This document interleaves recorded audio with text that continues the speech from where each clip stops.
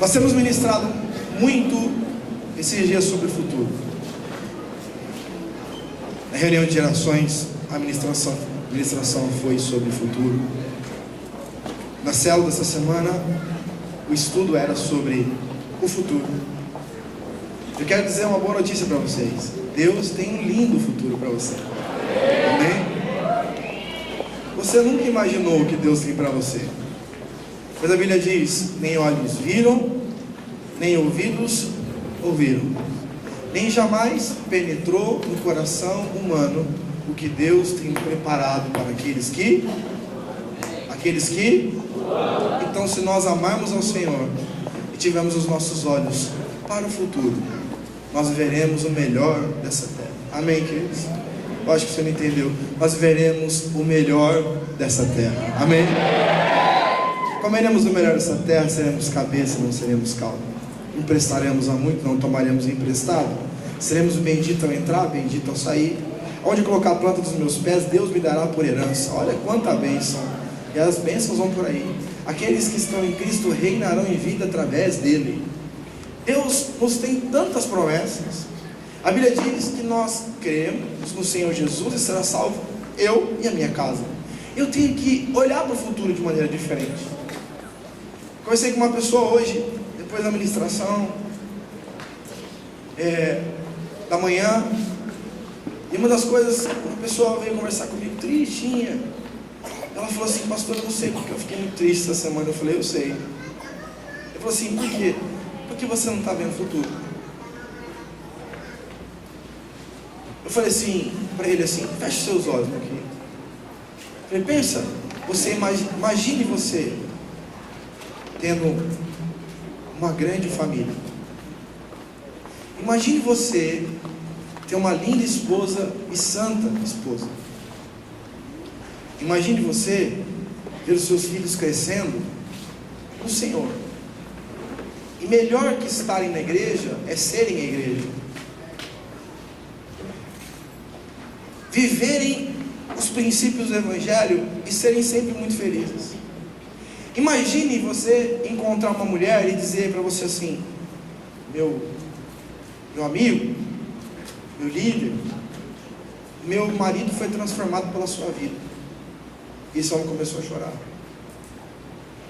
Eu falei para ele assim: imagine você chegando e uma filha, como já aconteceu comigo, chegar para mim e dizer assim, chegar para você e dizer assim: obrigado, tio X, porque você devolveu meu papai.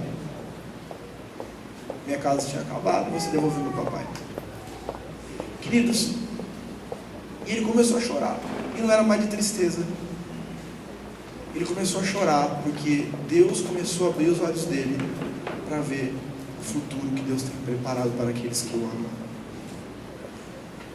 Quando nós temos os nossos olhos abertos, nós começamos a olhar o mundo diferente. Nós nos comportamos sabendo que nós vamos entrar no futuro que Deus preparou. Eu vejo pessoas, e um dos maiores cativeiros que Satanás tem nas nossas vidas, queridos, é nos colocar cativos no presente. Como assim, pastor? Você fica focado naquilo que está acontecendo com você hoje e não consegue ver aquilo que Deus tem preparado para a sua vida. Você não consegue imaginar o que Deus tem para frente. Você fica preso a uma circunstância, uma dificuldade, uma luta. E aí, queridos, seus olhos ficam presos. E você não consegue imaginar o que Deus tem preparado para frente. Você não pode compreender assim ou não? Deus, nessa noite, quer que você e eu possamos mudar a nossa perspectiva de vida. Quando você chega para um funcionário e diz assim para ele: você vai fazer hora extra. Ele diz assim: eu vou? Vai. E você vai perder um domingo comigo, ou 2, ou 3 domingos, ou talvez até os 4. Porque esses 4 domingos nós vamos ter um intensivão de trabalho. A pessoa diz: ai. E nós vamos ter que fazer umas horas extras todos os dias, pelo menos 1h30, 2 horas. A pessoa diz: ai. Aí o patrão diz assim para ele: mas eu vou no final do mês, esse mês vai ser um mês especial. Eu prometo para você um salário de 20 mil reais, de 30 mil reais. Aí a pessoa diz assim: você não quer que eu trabalhe de madrugada também, patrão? É ou não é, queridos? O cara vai lá e já sabe que ele vai ganhar 500 conto no final do mês. O patrão fala para ele assim: você pode ficar mais 5 minutinhos comigo? Ele diz assim: não dá, estou ocupado. A pessoa fala assim: se você ficar mais um pouquinho comigo aqui, você pode fechar um negócio e ganhar uns 20 mil reais. Eu fico com você até o fim, patrão. Sabe por quê, queridos? Porque quando nós olhamos para o futuro e vemos que o nosso futuro é diferente, nós não nos importamos com o preço a ser pago no presente, não para comprar esse ou não. Eu estou focado no futuro. Eu sei o que tem preparado para mim. Tem pessoas que acham que os profetas viveram só delícia de vida tranquila, toda hora maravilhosa, toda hora milagre. Não. A Bíblia diz que João Batista se santificou comendo gafanhoto. Já pensou que delícia? Uma perninha enfiada nos dentes. Gafanhoto e mel. Sabe onde foi o lugar onde ele se preparou? No resort 6 estrelas da África do Sul. No deserto. Sabe por quê, queridos? E quando ele chegou, ele confrontou Herodes e disse: você é judeu, você sabe que você não poderia pegar a irmã, a mulher do seu irmão, enquanto ele estiver vivo. Você sabe pela lei do Senhor que isso não pode acontecer, mas você fez. Lhe falta temor. Ele sabia que ele estava arriscando a cabeça dele, mas ele foi debaixo de uma ordem de Deus. E a gente vai dizer assim: por que esse homem fez isso? Porque ele não estava preocupado com o que ia acontecer com ele no presente. Os olhos dele viam o futuro. Quando Jesus pensava ele na cruz, ele era confrontado com o presente. A Bíblia fala que no Getsemane Jesus sofreu. No Getsemane, no jardim de Getsemane, a Bíblia diz que ele chegou, se prostrou diante de Deus e disse: Senhor, se possível, afaste de mim esse cálice, contudo seja feita a sua. Ele estava dizendo o que? Senhor, é muito difícil encarar a dor do presente. É muito difícil encarar o deserto do presente.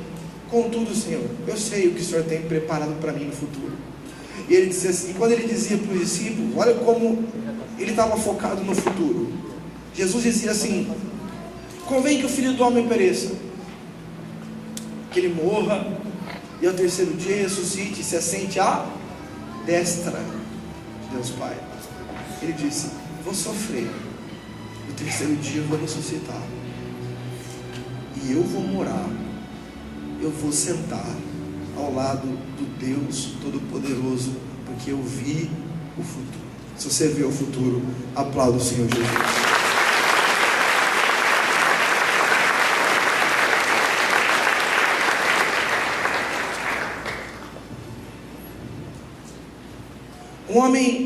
Hoje eu quero ministrar uma palavra sobre um homem que via o futuro. Um homem que via o futuro. Diga a pessoa que está do seu lado, sim, para ela assim, ó, você precisa ver o futuro. Amém, queridos? A Bíblia diz lá em Provérbios 23:7 a seguinte coisa: porque como imagina em sua alma, assim ele. Se o cara bonito, restaurado, chegar no espelho, olhar para ele e dizer assim: eu sou um alcoólatra, o que ele será? Se a pessoa, eu falei isso hoje de manhã, às vezes algumas pessoas elas vão para entrevista de emprego e dizem: você não fez aquela entrevista de emprego? Não, aquela lá é para pessoas de um nível maior assim. Eu falei: misericórdia. Por que você não foi fazer aquela entrevista? Não, lá é muito difícil. Mas como assim muito difícil? Queridos, como nós nos vemos, como eu me enxergo, é como eu vou ser. Se você se enxerga um fracassado, você vai ser um fracassado. Quantos aqui tiveram a oportunidade de ver uma pessoa rastejando por outra pessoa ali no relacionamento?